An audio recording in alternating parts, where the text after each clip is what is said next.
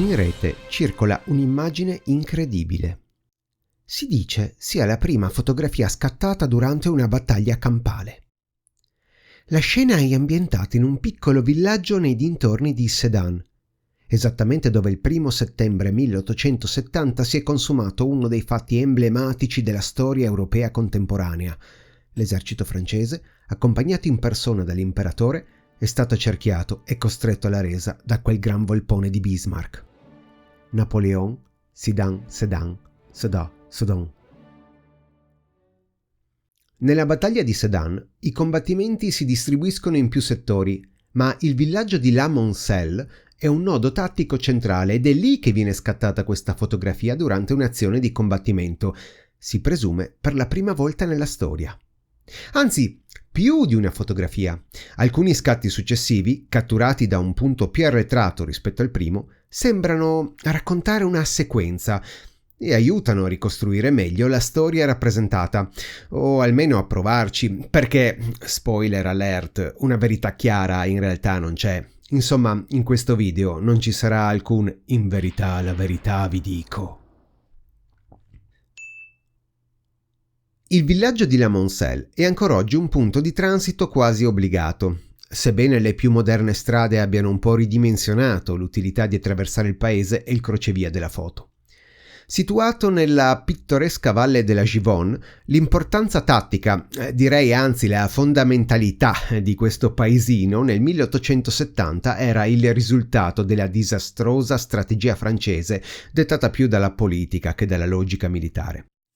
Fu infatti il governo della reggenza a Parigi, istituito poiché l'imperatore era con le truppe, a insistere animosamente affinché il maresciallo MacMahon, comandante dell'unica armata ancora operativa in grado di opporsi al nemico, marciasse in soccorso di Metz, ove un'altra armata francese si trovava drammaticamente assediata. Napoleone III era presente al fronte, ma più come figura simbolica che come comandante. Invalido, tormentato da dolorosi calcoli alla vescica che gli impedivano quasi di stare a cavallo, ambiguo, incerto, non seppe né proporre né imporre una strategia coerente con la situazione e con il proprio nome. Infatti, questa armata di soccorso da egli guidata, eterogenea, logorata, con morale a pezzi, arrivò a Sedan, sulla via di Metz, in un clima di malcontento e latente indisciplina. Già prima della battaglia, entrambi gli eserciti avevano ben capito come sarebbe andata a finire. In questo scenario, il villaggio di La Moncelle era per i francesi l'unica flebile via d'uscita da un accerchiamento posto in essere da forze preponderanti. Per i prussiani, invece, il punto da chiudere per completare la loro Kesselschlacht. All'alba del 1 settembre, il 12° corpo sassone attacca assolutamente di sorpresa le posizioni del 1° corpo francese. I difensori riescono inizialmente a resistere con successo, soprattutto grazie a dei fucili più moderni e precisi rispetto a quelli tedeschi, ma il vantaggio svanisce in maniera disarmante sotto il fuoco dell'artiglieria. I cannoni Krupp, in acciaio, a retrocarica, sono devastanti e superano di gran lunga gli antiquati pezzi francesi in bronzo che non possono nemmeno pensare di controbatterli.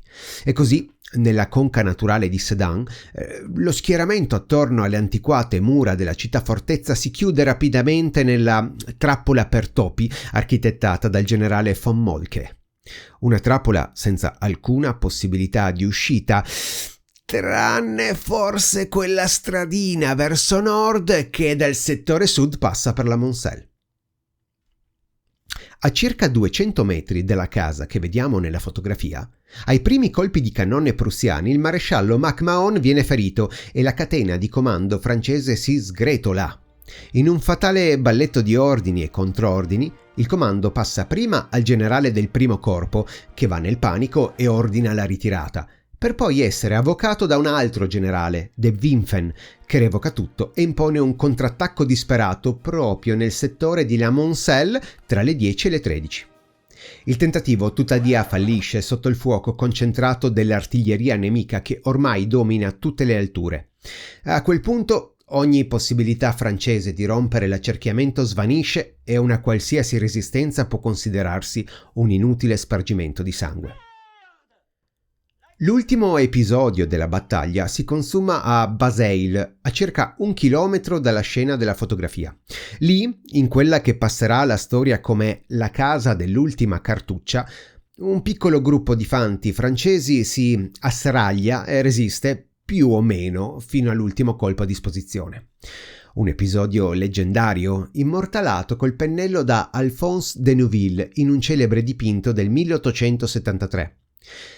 Di fronte all'onta di una disfatta nazionale così incredibile, a tratti impronunciabile, la memoria francese si aggrapperà con forza a questo e ad altri episodi di eroismo romanticamente disperato, come la carica suicida della cavalleria del generale Marguerite, trasformando il coraggio dei singoli in un riscatto morale per l'intera nazione. È in questo contesto che va inquadrata la scena rappresentata nella fotografia. Tutta questa immensa pipa mentale parte da un'altra guerra, quella di secessione americana. Stavo guardando foto di Little Round Top, più per curiosità macabra che per interesse storico, quando ho notato una cosa.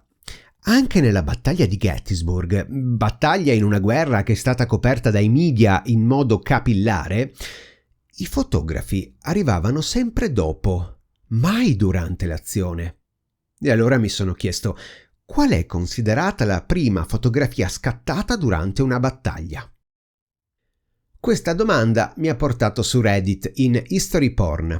Lì ho trovato un vecchio post che ancora oggi propone la scansione digitale di una vecchia cartolina dalla didascalia precisissima e apparentemente in grado di rispondere al mio quesito. Un episodio di combattimento di La Moncelle, 1 settembre 1870. Non ho nemmeno finito di leggere tutti i commenti che già cercavo di procurarmi l'originale oggetto del desiderio. Le tracce dell'unico scatto anticamente antico, cioè su carta e albumina, si trovano su internet sotto forma di tracce di un'asta privata bandita tempo fa. Per fortuna ne rimane la scansione digitale. Su eBay invece ho trovato diverse cartoline simili a questa del post di Reddit, probabilmente parte di qualche serie numerata. Ne ho comprate alcune, tutte evidentemente francesi, risalenti verosimilmente al primissimo Novecento. 2 mostrano proprio il crocevia di La Moncelle.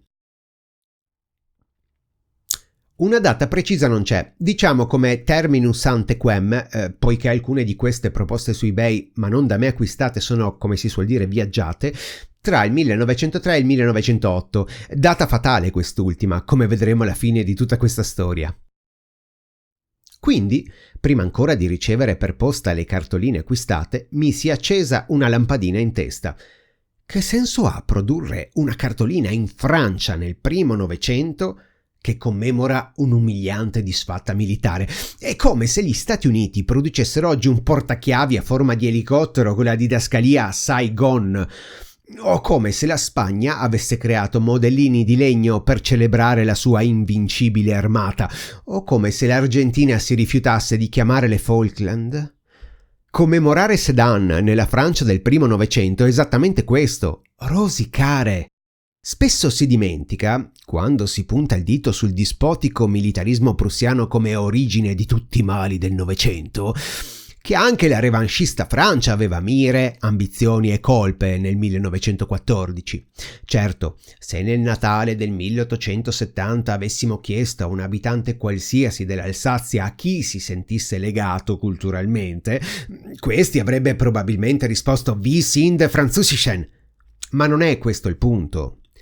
L'originale post su Reddit ha dato il via a una decennale indagine collettiva che mi vede oggi come mero commentatore. 2 utenti, Blue Sky 89 e Chubacus, sono stati i principali detective. Hanno ricostruito tutto, il luogo, la luce, l'angolazione, persino la logica dello scatto. Blue Sky è riuscito a identificare con precisione la casa intonacata di bianco alla Moncelle e, analizzando ombre e direzione della luce, ha ipotizzato che la foto deve essere stata scattata tra le 13 e le 15 del 1 settembre 1870. E da lì l'ipotesi. Potrebbe trattarsi del disperato contrattacco francese venuto in tarda mattinata? Poi nel post è emersa un'altra immagine, leggermente successiva, che ha fatto crollare l'assunto iniziale. I soldati in foto non sono francesi, sono prussiani! Questa è l'analisi delle 2 fotografie che mi sono fisicamente procurato, analizzate tenendo a mente la presenza delle altre foto pubblicate dentro e fuori Reddit. Per comodità le identificheremo come serie 1, lo scatto che pare cronologicamente precedente, e serie 2, quello che apparentemente lo segue. La prima didascalia descrive genericamente l'episodio del combattimento alla Moncel, mentre la seconda menziona uno specifico evento, la battaglia della Fornace, dove il maresciallo MacMahon fu ferito. Aggiunge che una croce è eretta proprio nel punto in cui cadde sul campo d'onore. Questa è un'affermazione storicamente corretta, come abbiamo visto nella cronistoria degli eventi, è verificabile perché la croce è ancora oggi visibile qualche centinaio di metri indietro sulla strada.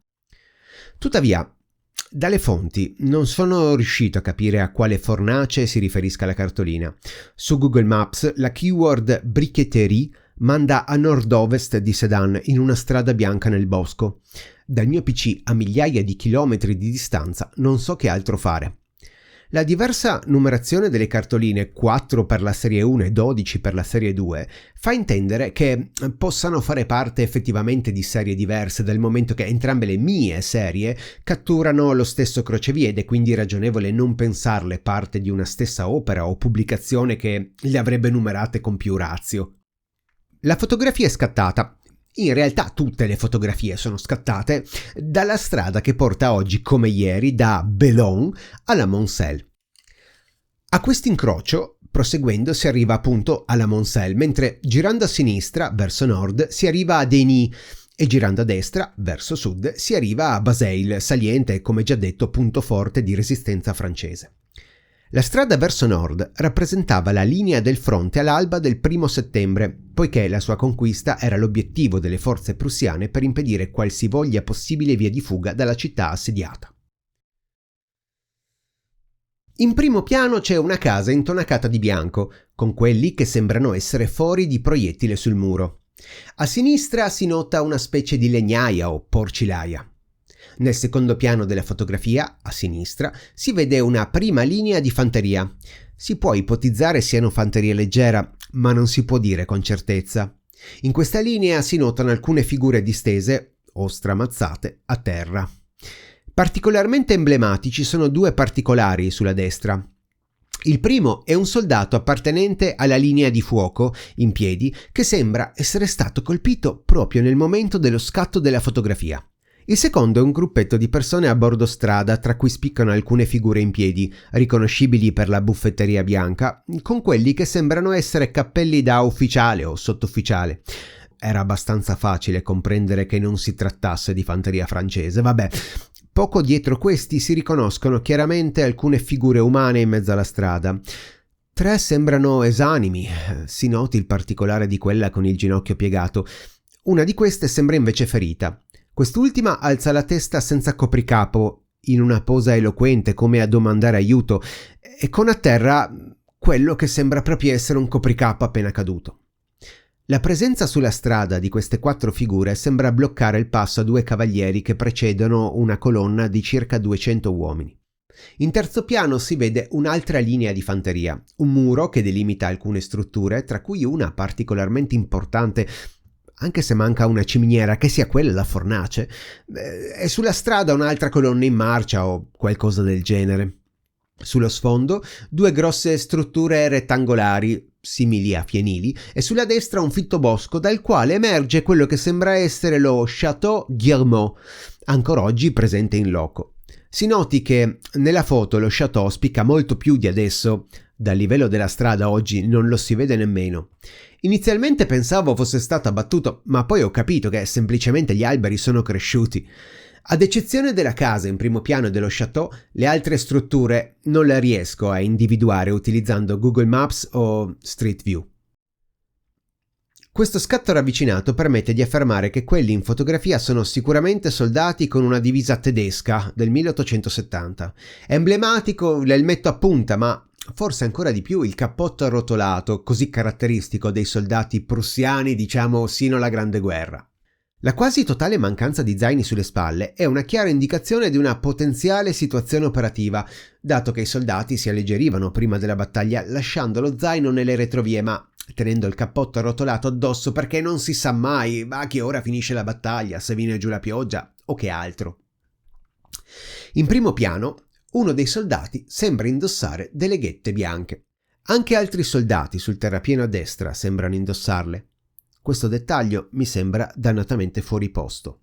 Invero, le ghette bianche erano nella dotazione da parata dei reparti della guardia, ma la Moncel combatté il 12° Corpo Sassone che, sebbene mantenesse alcune peculiarità di equipaggiamento, come i bavaresi che con il bianco abbondavano, le norme di uniformamento del 1867 prescrivevano espressamente per la fanteria stivali senza ghette. Non so se questa sia un'aberrazione cromatica della foto, dei semplici scarponi impolverati o un particolare equipaggiamento di recupero, ma è un qualcosa da considerare e che rende palese il livello di ossessione che questa ricerca ha indotto in me. Infatti, se andiamo a cercare stampe e disegni coevi degli scontri nel settore, si vedono chiaramente delle immagini di soldati prussiani con gli stivali e senza ghette. Io sono personalmente combattuto al 50% tra stivali impolverati e tra materiale raccogliticcio. Non so darmi una risposta onesta intellettualmente, quindi lascio la cosa così sospesa. Tornando all'osservazione, sulla destra c'è una nutrita schiera di soldati sul terrapieno già menzionato e che è chiaramente il centro dell'azione. Soldati impegnati nell'atto di sparare, ricaricare e guardare. Da questa amalgama alcune figure spiccano. A. Quello che sembra un tamburo da battaglione. B. Un soldato, un altro, che sembra colpito proprio in quel momento, in una posa teatrale. C. Un soldato a braccia incrociate che sembra osservare, totalmente distaccato, la scena davanti ai propri occhi. Sulla strada sono chiaramente identificabili un ufficiale e un tamburino, uno Spielleute. In mezzo alla strada si può osservare quella che sembra essere una pozza d'acqua. Questo particolare è suggestivo, se si considerano le fonti letterarie del tempo che ci dicono che nei giorni precedenti la battaglia piogge torrenziali colpirono proprio la zona in maniera importante, perché la guerra non è soltanto polvere da sparo. Il romanzo La Débâcle di Émile Zola descrive queste piogge come un diluvio e il diario di un soldato francese che a Sedan ha combattuto parla di una pioggia fredda ininterrotta. Anche da parte prussiana ci sono diverse voci che confermano la pioggia e soprattutto la nebbia che seguì la pioggia, perché il 1° settembre fu caldo e c'era il sole. Della serie 2 esistono diverse varianti che mostrano una mini sequenza temporale. In uno scatto successivo ci sono 4 soldati a terra nel mezzo della strada, uno che sembra morto, uno che sembra ferito, uno accovacciato e uno che sembra ferito e aiutato da un commilitone. Un aspetto cruciale però che merita una musichetta da suspense infranta è che in entrambe le foto della serie 2 compare sempre la figura del soldato colpito sul terrapieno in posa teatrale, prima in ginocchio e poi in piedi. È possibile che un fotografo francese abbia davvero scattato la foto durante l'avanzata prussiana? Tecnicamente parlando no. Al 1° settembre 1870 non esistevano fotocamere con esposizione inferiore al secondo. Le più veloci erano quelle con lastra a gelatina, ma sono comparse solo nel 1871 e comunque richiedevano un fermo con macchine e soggetti abbastanza immobili. Esistono alcune foto precedenti a questa battaglia che mostrano il livello qualitativo di uno scatto fotografico del tempo, fotografie non particolarmente posate e che riescono a catturare, diciamo, l'attimo, per quanto ovviamente in un contesto non bellico. Per avere qualcosa di prettamente istantaneo, capace di foto da togliere il fiato, bisognerà aspettare almeno la Kodak numero 1 del 1888. Facciamo però un'ipotesi da film. Immaginate la scena, un fotografo d'avanguardia con qualcosa tra le mani di estremamente futuristico, forse un prototipo inglese passato chissà come nel centro del mondo culturale del tempo, forse un esperimento costruito artigianalmente in una bottega parigina. Ecco, costui parte per il fronte, attraversa linee ferroviarie cosa di per sé già futuristica, supera ufficiali diffidenti, si piazza dietro un granaio e nel pieno della battaglia apre il trepiede, infila la testa sotto il panno e clic! La prima vera fotografia scattata durante una battaglia. Ah, sarebbe bellissimo! Il problema è che non è credibile. Non c'è traccia, né tecnica né documentale, che supporti una possibilità del genere. Se una foto così fosse stata veramente scattata nel 1870, sarebbe diventata famosissima. Invece, chi a Sedan ci è stato davvero come il capitano Fitzgeorge, che nel 1871 pubblica una delle prime analisi dettagliate della battaglia, egli non ne parla. E il suo libro, che include Maps and Views, pubblicate proprio per dare un senso fotografico e geografico del campo di battaglia, non mostra alcuna fotografia di combattimento, solo rovine, cannoni e paesaggi inanimati. Tuttavia, in quel crocevia c'è passata anche la componente prussiana e per quanto queste cartoline siano state stampate in Francia, nulla vieta di ipotizzare che la foto che stiamo analizzando sia stata scattata da un fotografo, diciamo, di parte prussiana a battaglia conclusa. Questa è la conseguenza logica dell'impossibilità tecnica e narrativa che vuole l'immagine non realisticamente scattata durante gli scontri dalle linee francesi. Deve essere stata scattata a battaglia conclusa anche perché, al di là di quanto sostenuto su Reddit, a mio parere le ombre non coincidono, nemmeno stiracchiando all'inverosimile il sole su Shade Maps, con la fase dell'attacco prussiano. Infatti la facciata della casa intonacata di bianco è in pieno sole solamente dopo le 15 e a quell'ora nelle osterie di La Moncel si beveva già birra bavarese. Ma siamo sicuri che siano veramente prussiani quelli in foto? Diciamo che non è possibile dirlo con certezza. Tuttavia possiamo affermare con buona sicurezza che le uniformi e l'equipaggiamento che si vede in foto identificano chiaramente i soldati come prussiani, o più genericamente e allo stesso tempo correttamente tedeschi.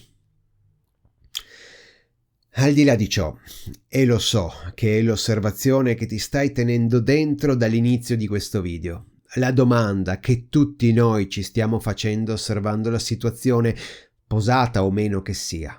Ma come può una scena così teatrale, in certi punti cruda, in altri rilassata, incasinata ma anche un po' finta, essere scambiata per una reale situazione bellica? Questo è l'aspetto più sorprendente. La scena è dannatamente realistica, non solo verosimile, è proprio intrinsecamente vera. Noi moderni, o postmoderni, ci aspettiamo dalla guerra solo morte e devastazione totale, ma i dati storici raccontano una realtà molto più complessa. Questi numeri sono da prendere con le pinze, perché per certe battaglie nemmeno i governi del tempo sapevano quanti uomini avevano mandato a morire. I fucili dell'epoca erano poco precisi. Ore di combattimento che al cinema si tradurrebbero in stragi furono, nella realtà, molto meno letali. A Solferino nel 1859, una battaglia che scandalizzò i contemporanei e il futuro imperatore dell'Austro-Ungheria Francesco Giuseppe, i morti furono meno del 2% delle forze franco-piemontesi. A Borodino, nella battaglia della Moscova, strage inenarrabile per i contemporanei, solo, fra virgolette, il 5% dei francesi morì nello scontro. Insomma, per comparazione, se a Sedan nel 1870 circa il 2,5% dei francesi schierati per in battaglia, a Verdun nel 1916 sono morti circa il 20% dei francesi coinvolti. 1 su 5 non è 1 su 50. Questo fatto potrebbe spiegare l'apparente rilassatezza della foto di La Moncel, anche fosse vera e quella fosse la reale battaglia. Quella rilassatezza, vera o verosimile, rappresenta infatti benissimo la guerra del tempo. I soldati stavano allo scoperto confidando più che altro nella buona sorte. Insomma, detto questo, da appassionato di storia militare, proprio questa apparente tranquillità mi fa dire: questa foto è vera. Vera, anche se fosse falsa. Perché se fosse stata scattata poco dopo le 16, a battaglia finita e a fronte già avanzato, ci mostrerebbe comunque esattamente com'era una battaglia nel 1870, poiché messi in scena da soldati che quella battaglia forse l'avevano da poco veramente combattuta.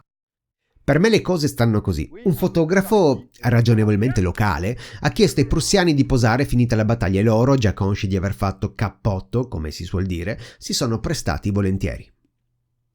Resta però un dubbio. Sulla facciata bianca si vedono fori che sembrano colpi di armi leggere, ma manca completamente la distruzione dell'artiglieria, che storicamente sappiamo fu intensa proprio in quel settore. Come già detto, la luce indica uno scatto dopo le 15, ma identificare l'orario non significa sapere con certezza che lo scatto sia avvenuto il 1 settembre 1870. E allora, alla luce della mancanza di distruzione d'artiglieria, la domanda sorge spontanea: potrebbe essere una rievocazione? A sostegno di questa ipotesi si potrebbe portare il dettaglio uniformologico notato nell'analisi della serie 2, cioè la supposta presenza di ghette bianche, facendo pensare all'anacronistico uso di un oggetto figlio dell'approssimazione di certi eventi storici amatoriali. Tuttavia l'anomalia non è una prova conclusiva, anche perché il resto della scena sembra magistralmente architettato e perfettamente ricostruito. Come detto, tale anomalia, ammesso sia un'anomalia e non un'aberrazione, può essere interpretata anche in modi compatibili con una messa in scena avvenuta il giorno stesso della battaglia. Potrebbe trattarsi di equipaggiamento di recupero, tipo una preda bellica, oppure di buffetteria fuori ordinanza usata nella confusione del momento, ovvero dalla presenza di soldati di altri reparti là di passaggio in quel preciso momento spazio-temporale. Insomma, il dettaglio rimane un'interessante ambiguità che non sposta però l'ago della bilancia dell'interesse troppo in là. Tale ipotesi, cioè l'idea si tratti di una rivocazione più moderna, lo confesso, a me sembra alquanto difficile. In fondo, l'elmo chiodato prussiano non lo compri oggi e non lo compravi ieri al Carrefour. Potrebbe avere più senso se fosse stata una messa in scena a fini propagandistici. Allora sì, si potrebbe giustificare la cura maniacale, il numero di comparse, la necessità di riprodurre più o meno fedelmente divise, armamenti, persino i buchi nel muro e quella macchia di sangue che ti è parso di vedere sulla Casa Bianca. Sì, lo so che l'hai notata anche tu. Tale idea è compatibile sia con la cultura francese di fine Ottocento, sia con lo spirito reciprocamente revanchista che ha aiutato l'Europa tutta a sprofondare nel baratro di quella che alcuni storici definiscono la guerra dei 30 anni del Novecento. Fatto curioso. Per la realizzazione di questo video ho cercato e ricercato foto di rivocazioni contemporanee della battaglia di Sedan e magari anche un bel dépliant, ma a quanto pare non ci sono né ci sono state rivocazioni regolari, o quantomeno io non ne ho trovata traccia online. Tuttavia ormai abbiamo capito come sono andate le cose e questa mancanza riflette la profonda e complessa natura della memoria della battaglia in questione. A differenza di altri scontri, Gettysburg sarebbe troppo facile menzionarlo, mi vengono in mente le rievocazioni della calata dei Lanzichenecchi in Italia, ovvero le guerre di indipendenza italiane, l'epopea napoleonica. Ma Sedan non è solo una battaglia, ma un vero e proprio trauma politico e culturale che ha ridefinito l'identità nazionale della Francia stessa. Per la Germania è il trionfo fondativo, ma celebrarlo oggi sarebbe anacronistico e meno che meno sarebbe possibile farlo in suolo francese. Sarebbe un atto, diciamo, diplomaticamente complesso. Parafrasiamo questa curiosità così. A Sedan, e per Sedan, una inconciliabile dualità di prospettive inibisce la narrazione condivisa necessaria per una semplice celebrazione rievocativa. L'evento, per la sua stessa natura, si presta più a essere studiato e contemplato che essere rigiocato. Molti sono i siti web che a Sedan dedicano analisi e riflessioni, diversi anche di questa supposta prima foto di un combattimento nella storia del mondo. Però non se ne riesce a fare nulla. Prova ne è che il più grande tentativo moderno di rievocare la battaglia è fallito proprio in occasione del 150° anniversario dello scontro. È stato annullato a causa della pandemia di Covid-19. Deus non vult est clarum. Tiriamo le somme. C'è un particolare che non ho di proposito evidenziato immediatamente, per quanto sia stato davanti al naso di tutti sino ad adesso.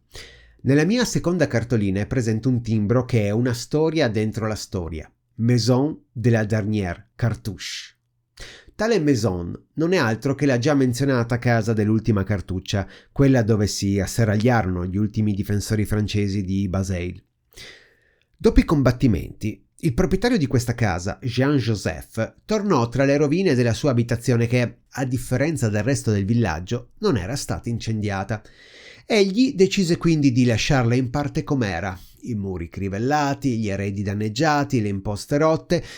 Iniziò così a esporre i cimeli raccolti dal figlio sul campo di battaglia, dando involontariamente origine al primo nucleo del futuro museo patriottico locale.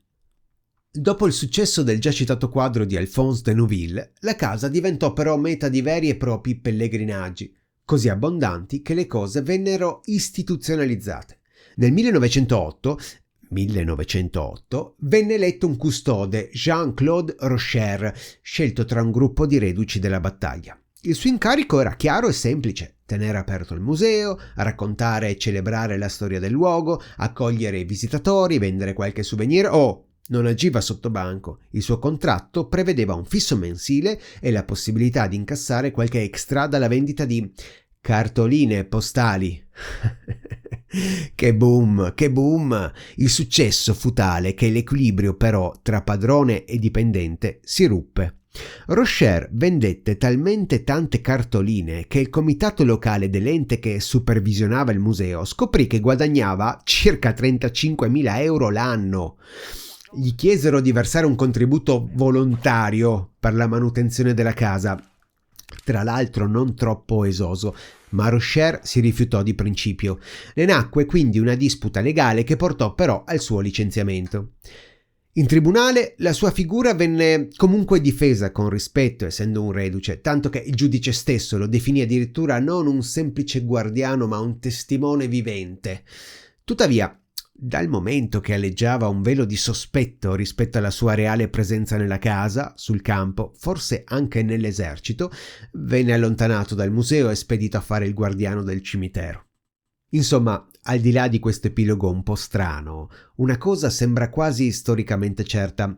Rocher forse non c'era nel 1870 nella casa dell'ultima cartuccia, ma per anni ha incarnato e venduto, una cartolina dietro l'altra, la memoria nazionale francese che in quella casa ha trovato la via della redenzione. Il tomba au champ d'honneur. Alla fine di questo lungo viaggio, la verità sulla fotografia di Lamoncel non si trova in un singolo scatto, ma nel dialogo a distanza tra due oggetti: un post in internet e una vecchia cartolina postale. Il primo è il nostro punto di partenza, un artefatto del 2000 che incarna l'impulso moderno alla ricerca compulsiva, nella volontà di scoprire la verità oggettiva. La seconda è il nostro punto d'arrivo, un prodotto del primo Novecento che rappresenta un sistema dove la memoria era approssimativa, a tratti soggettiva, ma dannatamente tangibile poiché importante. L'ironia è che questa lunga e incompleta indagine, avviata con il proposito di trovare l'origine autentica di un'immagine, ha finito invece per scoprire un meccanismo che prosperava proprio grazie all'ambiguità. In questo senso, il mistero della fotografia si risolve. Le versioni multiple numerate a caso e le didascalie imprecise non sono un difetto storico, ma la caratteristica essenziale di un prodotto commerciale, pensato e prodotto non per documentare ma per essere venduto. La fotografia di Lamoncel quindi non è quasi certamente la prima immagine di una battaglia, ma è probabilmente una delle prime immagini della modernissima guerra per la conquista della memoria. E allora, qual è considerata la prima vera fotografia scattata durante una battaglia? Eccola! È un'immagine del 1897, data certa e ufficiale, sulla quale non c'è molto da dire. Sappiamo che è stata scattata da un fotografo intrepido, senza nome, a Tair-na-Vos, durante una delle tante guerre greco-turche. In questa fotografia si vedono una linea di fanteria ellenica mentre si scambia qualche colpo di fucile con l'esercito ottomano. Si noti, fanti a terra e in piedi, alcuni accucciati, mentre altri quasi incuranti della situazione osservano totalmente esposti, una scenografia sorprendentemente familiare, no? Io sono Michel Giovannini e grazie per aver guardato questo video con così tanto morboso interesse.